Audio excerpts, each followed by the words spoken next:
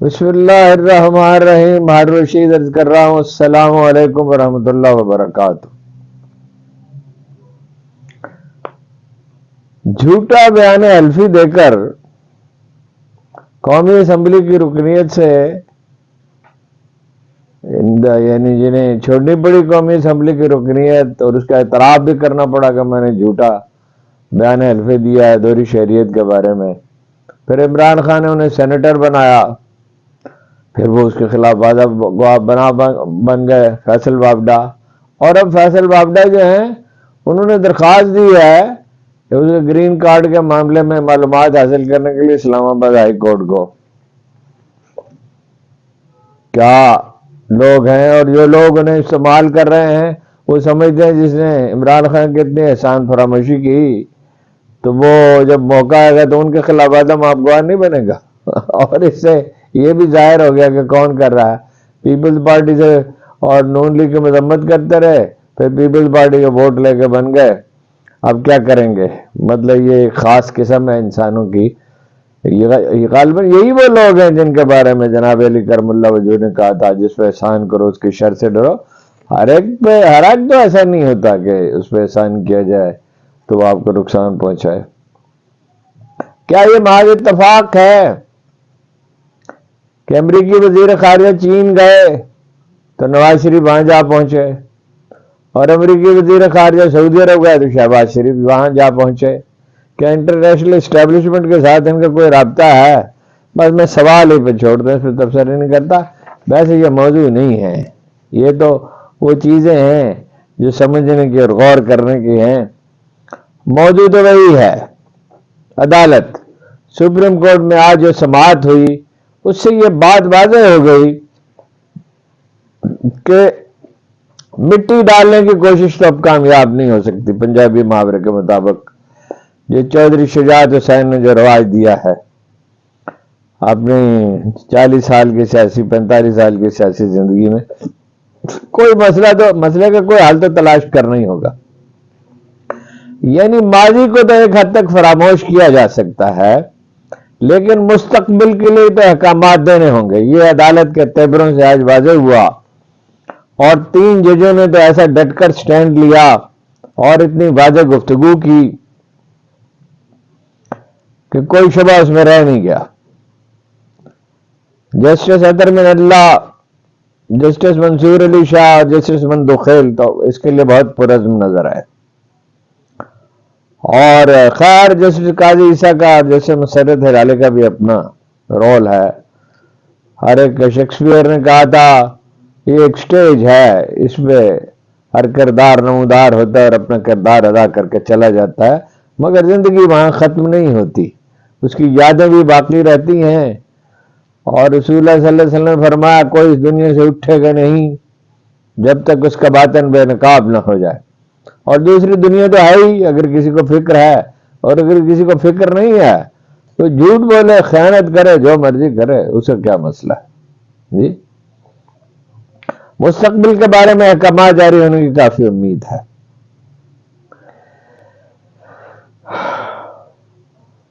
حکم یہ جاری کیا سپریم کورٹ نے کہ 5 ہائی کورٹس اور پاکستان بار کونسل مناسب ہوگا کہ وہ اپنی تجاویز جو ہیں وہ متفقہ طور پر پیش کریں, اور کوئی نئی تجاویز, کوئی اور تجاویز جمع کرانا چاہے تو وہ بھی کرا سکتا ہے.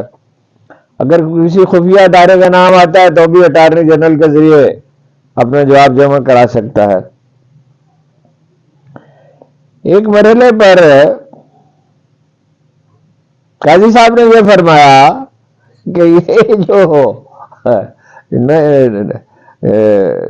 جوڈیشری ہے, لوئر جوڈیشری, میجسٹریٹ اور سیشن جج اور سول جج, اس کے لوگ جو ہیں وہ ججز کے چیمبرز میں بیٹھے ہوتے ہیں کہ یہ مداخلت نہیں ہے. جسٹس مندوخیل نے کہا کہ اس بینچ کے 2 ممبران کو ٹارگٹ کیا گیا ہے, لیکن ذکر رہا جسٹس بابر ستار کا.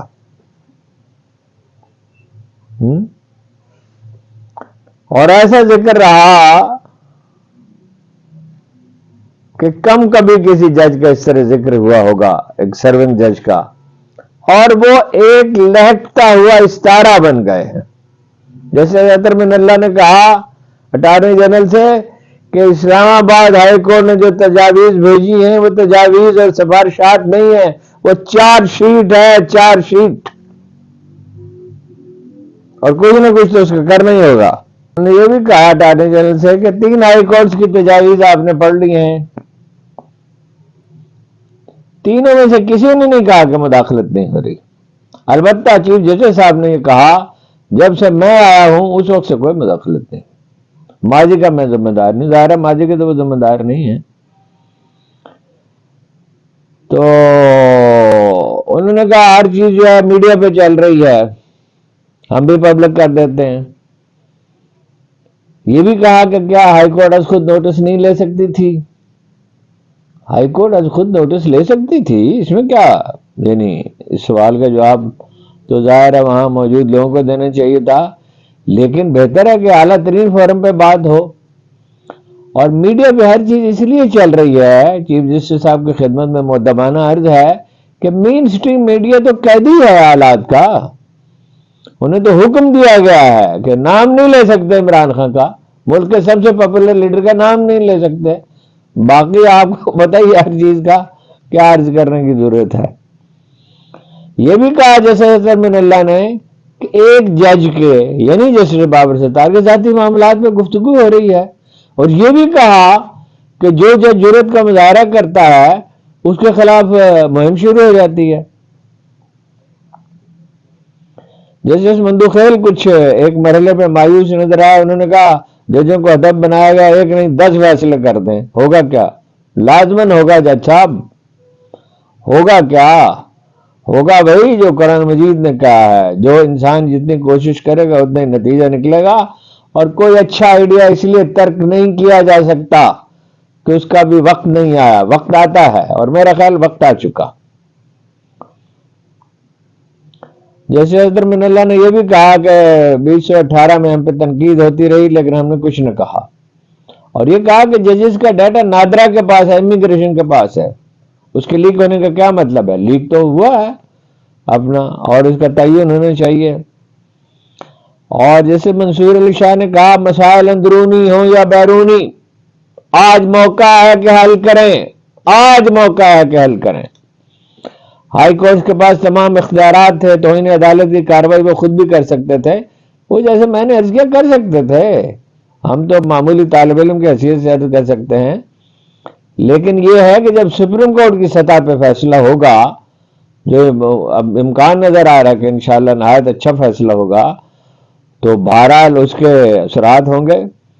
یہ بھی کہا جیسے منصور علی شاہ نے کہ یہ کیا کلچر ہے جی، یہ فون رکھ کے بات کرو، اور یہ اپنا کوئی مجھے دیکھ رہا ہے، کوئی مجھے نوٹ کر رہا ہے، اس کمرے میں ڈیوائس لگی ہے.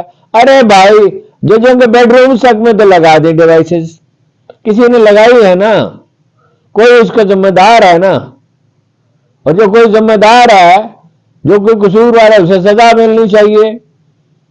یہ اللہ کا حکم ہے کہ اجتماعی حیات کا تمام تر انحصار، اس کی بقا کا، اس کے فروغ کا، یہ قرآن کریم میں لکھا ہے، اس پر ہے کہ قصوروار کو سزا دی ہے. یہ اللہ کے رسول نے کہا، یہی تاریخ انسانی کہتی ہے، ساری تاریخ کا اجتماعی تجربہ یہی ہے. جہاں کہیں امن و امان ہے، سوئٹزرلینڈ میں امن و امان اتنا کیوں ہے؟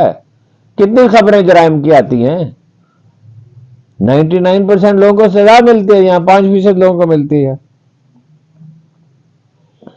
ایجنسیاں جو ہیں جیسے اطہر اللہ نے کہا کہ وزیر اعظم کے تحت ہیں، ذمہ داری وزیر اعظم کی ہے، کابینہ کی ہے، اور ہمیں اپنی آرمڈ فورسز کی ساکھ بھی برقرار رکھنی ہے. ملک کے محافظ ہیں، بالکل ملک کے محافظ ہیں، اور بالکل انہیں اپنی ساکھ برقرار، ان کی ساکھ برقرار رہنی ہے. انہیں بھی اس کی فکر ہونی چاہیے اپنی ساکھ برقرار رکھنے کی. اور یہ واقعہ ہے کہ سیاسی جماعتیں جو ہیں، وہ قاضی صاحب نے اس طرف اشارہ کیا چیف جسٹس نے، کہ اپنا یہ الفاظ تو نہیں تھے، انہوں نے اس طرف اشارہ کیا کہ بھئی پارلیمنٹ طاقتور ہو تو مسائل نہ پیدا ہوں. پارلیمنٹ کیسے طاقتور ہو جناب؟ یہ ایک پارٹی ہے زرداری صاحب کی جیب میں، ایک پارٹی ہے نواز شریف صاحب کی جیب میں، ایک ہے جناب عمران خان صاحب کی جیب میں۔ پارٹیوں کی جمہوری تشکیل ہونی چاہیے۔ یہ تو صرف عدالت کا معاملہ نہیں ہے، یہ معاشرے کے شعور کا بھی معاملہ ہے، لیکن ساری انرجی جو ہے وہ لگ رہی ہے ایک دوسرے کے خلاف، تو اس میں کیسے بہتری آ سکتی ہے؟ جیسے حضرت من اللہ نے کہا اٹارنی جنرل سے کہ آپ نے پچھلی سماعت میں کہا تھا 2017 اور 18 میں سیاسی انجینئرنگ ہو رہی تھی، تو حکومت میں کون تھا؟ انہوں نے کہا نون لیگ تھی۔ تو انہوں نے کہا وہ حکومت بے بس تھی۔ بے بس بھی ہے وہ جو شیکسپیئر نے کہا تھا کہ اگر کسی آدمی کی داڑھ میں مستقل درد ہوتا رہے اس کے باوجود وہ زندہ رہنا چاہے گا۔ اقتدار کا نشہ ایسا نشہ ہے جس سے بڑا کوئی نشہ نہیں ہے۔ اقتدار میں آنے کے تصور سے ہی آدمی کے تیور بدل جاتے ہیں۔ ایک مرتبہ پہ چیف جسٹس صاحب نے جسٹس حسن من اللہ کو روکا اور کہا کہ سیاست کے ذکر سے گریز کریں۔ انہوں نے کہا سیاسی نہیں ہے، یہ ایک حقیقت ہے جو بات میں کر رہا ہوں۔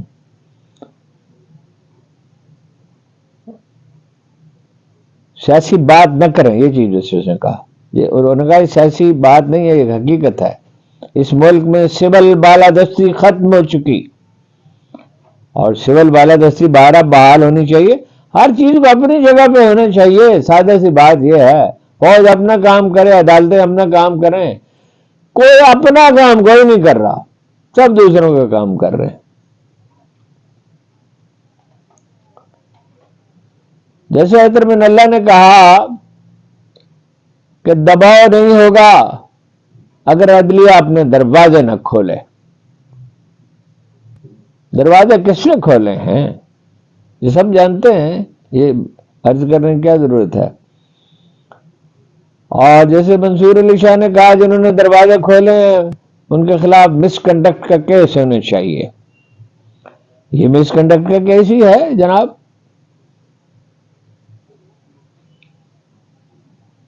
اس مرحلے پہ کہا تھا جیسے اس میں اللہ نے کہ جب کوئی جج بولتا ہے تو اس کے خلاف مہم شروع ہو جاتی ہے۔ اٹارنی جنرل نے کہا اس میں کئی سابق جج بھی ملوث ہیں۔ ہاں جی، عدالت میں اسی طرح موضوع جو ہے نا وہ سبرتا رہتا ہے، الجھتا رہتا ہے، سیدھا ہوتا رہتا ہے۔ تو جسٹس من اللہ نے کہا کہ جو بھی ملوث ہو، سابق چیف جسٹس ہوں، ان کے خلاف کا ایکشن ہونا چاہیے۔ پشاور ہائی کورٹ نے جو تجاویز بھیجی ہیں، سفارشات بھیجی ہیں، اس میں ایک بڑا خوفناک انکشاف ہے کہ جب بھی وہ کوئی آزادانہ فیصلہ دیتے تھے، اور سب کو معلوم ہے پشاور ہائی کورٹ نے سب سے زیادہ آزادانہ فیصلے دیے، تو اسلام آباد سے نان سٹیٹ ایکٹرز کالیں کرتے تھے، پراسرار کالیں۔ اب افغانستان میں جا کے پشاور ہائی کورٹ والے کس کو پکڑیں اور کون وہ کالیں کروا سکتا ہے؟ ایک خبر یہ ہے جناب کہ 23 جون کو بنی تھی SIFC، وہ سرمایہ کاری کو فروغ دینے کے لیے، اور اس وقت یہ توقع رکھی گئی تھی، یہ کہا گیا تھا کہ 15 20 25 شاید اس سے بھی زیادہ $50 بلین جو ہیں میسر آئیں گے۔ اب وزارت خزانہ نے کہ انویسٹمنٹ ہوگی، اب وزارت خزانہ نے جو رپورٹ جاری کی ہے، سال ہونے والا ہے، پورا تو نہیں ہوا سال، 10 مہینے ہو گئے، 10% کمی ہو گئی ہے غیر ملکی سرمایہ کاری میں۔ اور جناب بھائی صنم جاوید، وہ قصہ جو معلوم نہیں کب تمام ہوگا، ان کا مزید 7 دن کا ریمانڈ دے دیا گیا ہے۔ 36 دن کا ریمانڈ دیا جا چکا ہے ایک ٹیلی فون برآمد کرنے کے لیے جو آلریڈی ان کے پاس ہے، پولیس والوں کے پاس۔ یہ پاکستان کی 76 سالہ تاریخ کا سب سے بڑا ریکارڈ ہے کہ ایک خاتون جس کا ٹیلی فون لے لیا گیا ہے، اس ٹیلی فون کی برآمدگی کے لیے اس ٹیلی فون میں سے کیا نکالنا ہے جی؟ وہ پنجابی میں کہتے ہیں چکی کٹنا ہے، اس کے لیے مسلسل ریمانڈ دیا جا رہا ہے جی۔ یہ دیکھ رہے ہیں، ہم سب دیکھ رہے ہیں، ہم لاچار اور بے بس لوگ، ہم سب یہ دیکھ رہے ہیں۔ لاہور ہائی کورٹ بار نے کہا کہ ہر جمعرات کو ہڑتال کی جائے گی، وکیل بھی دیکھ رہے ہیں اور اخبار نویس بھی دیکھ رہے ہیں۔ اور مین اسٹریم میڈیا بھی دیکھ رہا ہے اور انسانی حقوق کی تنظیمیں بھی دیکھ رہے ہیں اور موم بتیاں جلانے والے بھی دیکھ رہے ہیں. کتنوں کی غیرت جاگتی ہے اس پہ, کتنوں کا دل تڑپتا ہے. جب کسی کے ساتھ ناانصافی ہوتی ہے آپ اس کو گوارا کرتے ہیں تو آخرکار آپ بھی اس کی زد میں آتے ہیں. نون لیگ کو جناب ایک اور دھچکا لگا ہے. لودھرا 154 سے رن آف راج نون صاحب کی کامیابی کا نوٹیفیکیشن جاری ہو گیا اور ان کی رکنیت بحال ہو گئی ہے. مولانا فضل الرحمان سے رابطہ کرنے اور انہیں یہ دعوت دینے کا فیصلہ کیا گیا باقاعدہ طور پر, باضابطہ طور پر, کہ وہ احتجاجی تحریک میں شامل ہوں. وہ جو پارٹیاں ہیں 6, پی ٹی آئی ہے, جمعیت علماء اسلام, وہ ان کی پارٹی ہے, اچکزئی صاحب کی پارٹی ہے, اپنا مجلس وحدت المسلمین ہے, اور سنی تحریک ہے, وغیرہ وغیرہ 5-6 پارٹیاں ہیں. جماعت اسلامی تو ایک لحاظ سے اس کی حمایت کا اعلان کر ہی چکی, لیکن باضابطہ تو نہیں ہے.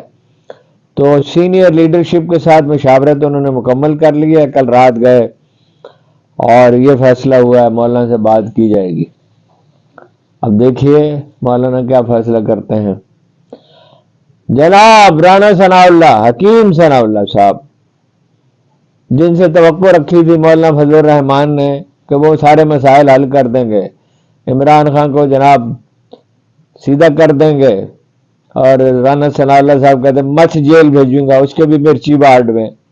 اب سب ترلے کر رہے ہیں, سب منت سماجت کر رہے ہیں عمران خان کی کہ بات کریں. بات کرنے کے لیے وہ تیار ہیں, سادہ سی بات ہے بھائی. وہ شرائط معلوم ہے کہ کارکنوں کو رہا کیا جائے اور مینڈیٹ ان کا واپس کیا جائے, اور تیسری کیا شرط ہے بس, اور پارٹی کا مطالبہ یہ. عمران خان صاحب اپنی زبان سے نہیں کہتے عمران خان کو رہا کیا جائے, جعلی مقدمے واپس لیے جائیں, ظاہر ہے. اور کارکن ہزاروں جیلوں میں پڑے ہوئے ہیں, اس کے بغیر کیسے مذاکرات ہو سکتے ہیں؟ مذاکرات کے لیے وہ تیار ہیں. انہوں نے سال بھر پہلے کمیٹی بنائی تھی. لیکن یہ ہے کہ میڈیا تو ایک دوسرا ہی تاثر دیتا ہے نا, اور بھاڑے کے ٹٹو بھی اپنے کام میں لگے رہتے ہیں. جناب شاہد خاقان عباسی کے خلاف لے لیا ریفرنس واپس 6 برس کے بعد. 2019 میں انہیں گرفتار کیا گیا تھا, اب واپس لیا گیا ہے وہ ریفرنس ان کے خلاف. کتنا کرپشن کا الزام تھا ان پہ؟ 21 ارب روپے کا نقصان پہنچایا. کرپشن نہیں, نقصان پہنچایا. اور اب وہ رہا ہو گیا, اسے بری ہو گیا, اور باقی لوگ بھی بری ہو گئے. 6 برس, کتنی انرجی, کتنا روپیہ, کتنی بھاگ دوڑ. وہ جیسے منصور علی شاہ نے ٹھیک کہا تھا, یہ عجیب ملک ہے جہاں جھوٹے مقدمے قائم کرنے پہ کوئی پوچھتا ہی نہیں, کوئی سزا ہی نہیں ہے. تو جناب اب اپنے ہیں فیصل وابڈا صاحب بروئے کار. انہوں نے درخواست کی ہے آرٹیکل 19A کے تحت اسلام آباد ہائی کورٹ سے درخواست گزاری ہے کہ معلومات فراہم کی جائیں ان کے گرین کارڈ کے بارے میں. اس پہ اپنی عدالت جو ہے اسلام آباد ہائی کورٹ اس پہ اعلامیہ جاری کر چکی کہ وہ تھا کبھی ایک واقعہ ہوا تھا کبھی فیصل وابڈا صاحب قومی اسمبلی کے ممبر ہو گئے تھے. ایک واقعہ ہوا تھا اس سے پہلے جس سیٹ سے وہ پی ٹی آئی جیتی تھی وہ خالی کی گئی تھی اور اس پہ الیکشن لڑ کے وہ 5ویں نمبر پہ آئے تھے. میں نے پوچھا ان کے ایک ساتھی سے کہ یہ کیا ہوا, 5ویں نمبر پہ کیسے آ گئے؟ پی ٹی آئی کی اتنی مقبولیت ہے کراچی میں. تو انہوں نے کہا جب امیدوار جو ہے ایک جیسی 3 کالی گاڑیاں لے کے جائے گا, اتنا ڈرا ہوا ہوگا, رابطے میں نہیں ہوگا. بہادر بہت ہیں. آپ کو پتا ہے چینی سفارت خانے پہ حملہ ہوئے, پستول لے کے پہنچ گئے تھے. وہ جب بھارتی طیارہ کھڑا ہوا تھا اس میں کھڑے ہو کے تصویر بنوائی تھی. یہ سمجھ نہیں آتا کہ اتنے بہادر وہ ہو کیسے گئے ہیں. اس بہادری کا راز معلوم کرنا چاہیے. بس یہی آج تو چند خبریں ہیں. آپ کا بہت بہت شکریہ. میرا خیال آج زیادہ طویل گفتگو نہیں ہوئی. بہت بہت نوازش آپ کی.